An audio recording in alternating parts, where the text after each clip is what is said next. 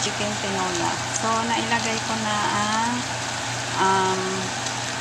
tanglad, tapos sibuyas at saka luya. Ayan, luya guys. So, nagisa na natin to. Nalagyan na natin ng patis. Lugtarin lang natin para maluto yung dugo. And then, ililipat natin siya dyan sa kumukulong tubig.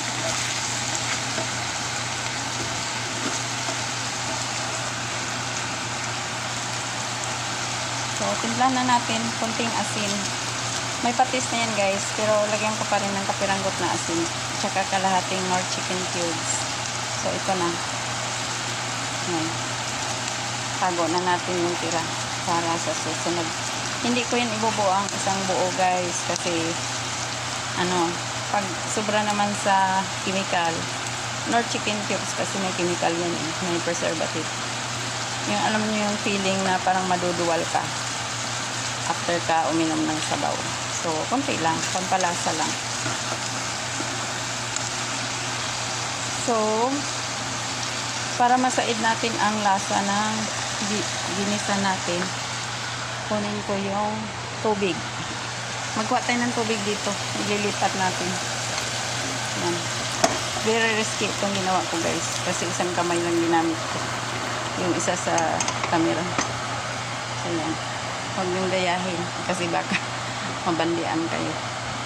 Ako sanay na ako sa mga risky na gawain sa kusina. Ilang beses na ako napasok.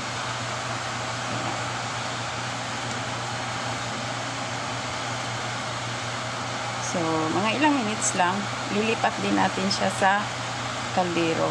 Kasi ang sabaw, nababagay talaga siya sa kaldero, hindi sa kawali. Kawali is when you fry or make food with sauce. Kagaya nito. O kagaya nito. Ayan. Ayan guys. So, balik tayo dito. So, pwede na to ilipat guys. Tanggal na yung mga bits or pieces na lumikit dito sa kawali. So, scrape na lang natin sa toong. Kasi kinukuha lang naman natin ang lasa dyan. So, okay na. Pwede nang ilipat sa sa kaldera. Kaya na natin yung kabilang apoy. So, mailipaw ito. So, ito, lipat na natin dito.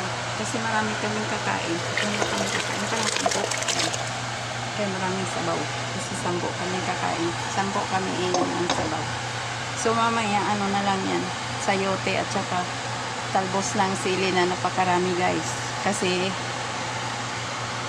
yung boss ko, marunong mag-hydroponics. So, ang dami naming dahon ng sili dito sa bahay. Kaya, gumagawa ako ng tinola ngayon para magamit siya kasi ang dami. So, takpan na natin guys at i-off ko na ang video. Thank you so much guys for watching. I hope you will subscribe.